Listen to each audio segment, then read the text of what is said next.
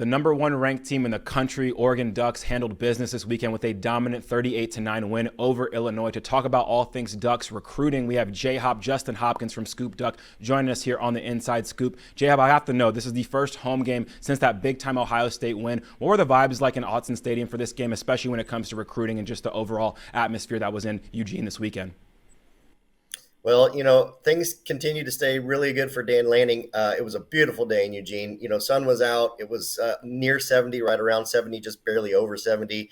It doesn't get much better than that in Eugene for late October. So you'll take that maybe over a dreary day or a cloudy day or whatever. And when you're hosting recruits, they feed off obviously the crowd and the noise and the environment. And the crowd gets going because obviously it's a beautiful day out. So Dan Lanning, it seems like everything right now he touches turns to gold, and that includes the weather for game day. Well, J-Hop, we have to talk about Cal quarterback commit Jaron Kiabe-Sagabutelli. He was on campus. We know he's a big target for the Ducks. This was an official visit this weekend, a lefty Hawaiian quarterback, kind of similar to Dylan Gabriel. We know we have a connection there. They're good friends, and he's a guy that he models his game after. Could you just tell us about how his visit went this weekend? Yeah, so far the early return is what you would expect, right? I mean, a great visit. The staff did a great job. Obviously, Dylan Gabriel had a really good game on Saturday versus which actually is a very good Illinois team. It just Oregon handled business as they should. So as far as that goes, seeing the offense, seeing it firsthand, seeing how Will Stein works with his quarterbacks and what they do to prepare. I know all of those things resonated with him. And, I'm sure the game environment and having an opportunity to maybe play after somebody you look up to like Dylan Gabriel, are high appeals for Jaron. So, as far as that goes, I think Oregon's the biggest threat to Cal. I know Georgia's in there. A visit to Georgia likely happens. But I do think this is somebody that probably more than likely ends up staying somewhere out west to play his college ball. Yeah, I'm glad you mentioned Georgia there, J-Hop. He told Scoop Duck, obviously JKS, that this was his dream school since he was young. Seems like a pretty easy flip for the Ducks, but UGA did offer this week. He's visiting them when they play Tennessee, I believe. What do you think that has maybe as a potential impact on his recruitment with the Dogs kind of trying to swoop in here as well? Yeah, it's Georgia, right? You got to pay attention. They win national championships. Kirby Smart runs a great offense. I think, you've got to go out there and take a look. You owe it to yourself. You owe it to your family. It will be interesting to see how he feels he can fit in, right? Because obviously, as somebody with a Poly background, Hawaii background, you're going to want to go somewhere where, there's other players like you, other people like you that can understand your background.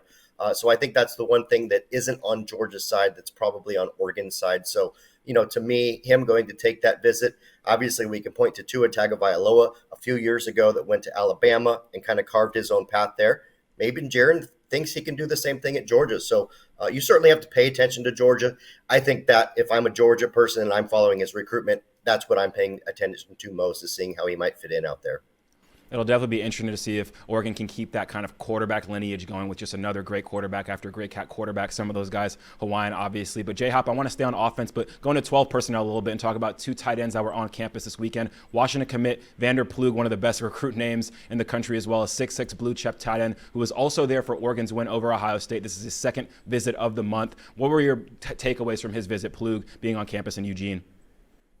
Yeah, fortunately enough, a couple of our Scoop Duck members were able to interact with the Plug family that was doing some pre-gaming stuff, and Oregon has a big indoor tailgating facility, and I know that some of the recruits were there. So far, we've been able to talk to Plug already.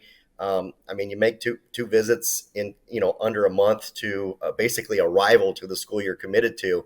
I think that speaks volumes. Oregon did a tremendous job on Saturday using Kenyon Sadiq in the offense, the tight end for filling in for the injured Terrence Ferguson. So if you're Vander Plug, or if you're any tight end for that matter, you're obviously looking at that and saying, I like catching the rock there in that offense. So I know that's one of the things that really stuck out to them was the use of the tight end in Oregon's offense.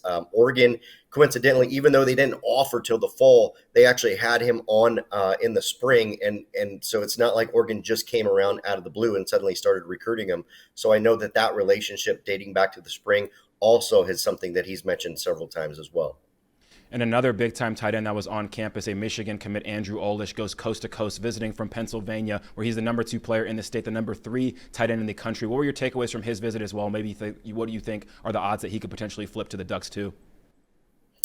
Yeah, same thing as Plug, right? You obviously watching the offense, you see the tight ends eating in that offense. Patrick Herbert as well, the backup tight end, had a big day. A little more interesting one. I think Oregon has a really good shot with Vander Plug. I still think they've got a great shot with Andrew Olesh. I would just put my odds in favor of Plug over Olesh if we were hedging bets there. But I do think Oregon's in the game. I know this is at least his second visit to Oregon so far in his recruitment. So that, again, speaks volumes to the interest in the Ducks. And, obviously committed to Michigan. So you're kind of paying attention to how teams are doing, how they're using the tight ends. And I know that Oregon being number one and obviously using the tight end in the offense, not just yesterday, but all season, are things that Olesh has mentioned to me before, and I believe are paying huge dividends in Oregon's recruitment of him as well. Yeah, there's no doubt this will be an interesting position to watch moving forward. We know they're trying to get 5-star K-State commit Lincoln Kier on campus as well this season. So definitely keeping our eyes on a tight end position when it comes to the Oregon Ducks. And last question for you, J-Hop. I want to look more big picture and look into the future as well. We know there's some 2026 big-time prospects there as well this weekend in Eugene. Who are some guys that maybe stand out as far as that 2026 class that are getting recruited by the Ducks that were there for that big win against Illinois? Hey, Inside Scoop fans and college football recruiting nuts. It's time to upgrade your audio game. You may have a pair of headphones you like, but the battery life, it's too short, or they just don't stay in your ears, or you don't want to spend hundreds of dollars every time you lose an earbud. Enter JLab. JLab is creating headphones, earbuds, and work accessories designed for everyday lifestyle. You guys know the best of the best are wearing them, from Travis Hunter to Ohio State's Will Howard to Quinshon Judkins. So, for travel, here's what we recommend. The JBud Luxe over-ear headphones. If you're working out, get the JLab JBuds Sport ANC4, offering a secure fit and a super long battery life for those tough workouts. Discover your perfect pair of headphones. Look for the JLab Blue Box at retailers everywhere or visit jlab.com.